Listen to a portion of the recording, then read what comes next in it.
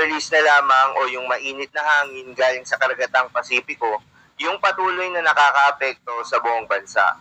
Dahil dito, asahan sa malaking bahagi ng ating kapuluan ang bahagyang maulap hanggang sa maulap na papawirin na may mataas sa tsansa ng mga localized thunderstorms. Paalala ng Pag-asa, kahit easterlies na lamang ang nakakaapekto sa ating bansa, pinag-iingat pa rin tayo sa mga banta ng pagbaha o pagbuo ng lupa, lalo na kapag nagiging katamtaman hanggang sa malalakas na mga pag-ulan. Magandang balita naman dahil ayon sa Pag-asa ay wala namang binabantayan na low pressure area o bagyo sa loob ng ating Philippine Area of Responsibility.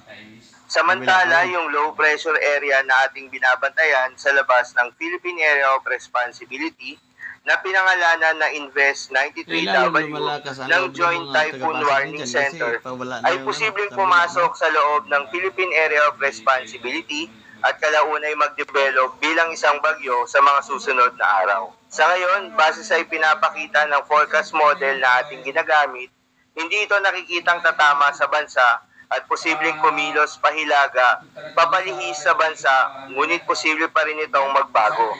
Kaya naman ating babantayan yung magiging development nito kung matutuloy ito o hindi. Kung maging bagyo ito at pumasok ng ating Philippine Area of Responsibility, ito ang unang bagyo ngayong taong 2024 at papangalanan ito ng Pag-asa na Bagyong Agon. Itong nasabing low pressure area ay posibleng magdala rin ng mga pag-ulan sa bansa sa mga susunod na araw at inaasahang hatak na rin ito ng mahinang habagat o southwesterly wind flow sa huling bahagi ng Mayo na hudyat ng nalalapit ng pagpasok ng wet season o tag-ulan sa bansa. Para naman sa lagay ng panahon ngayong araw na Martes dito sa Luzon, asahan sa Metro Manila at nalalabing bahagi ng Luzon ang bahagyang maulap hanggang sa maulap na papawirin na may mga tsansa ng mga localized thunderstorms lalo na sa hapon at sa gabi. Para naman sa Visayas at Mindanao, patuloy rin yung fair weather condition na may mga tsansa rin ng mga localized thunderstorms lalo na sa hapon at gabi. Para naman sa lagay ng mga dagat baybayin, ayon sa Pag-asa ay wala namang nakataas na gale warning sa anumang seaboards ng ating bansa. Kaya naman malayang makakapamalaot yung mga kababayan nating mangingisda, pati na rin yung may mga maliliit na sasakyang pandagat.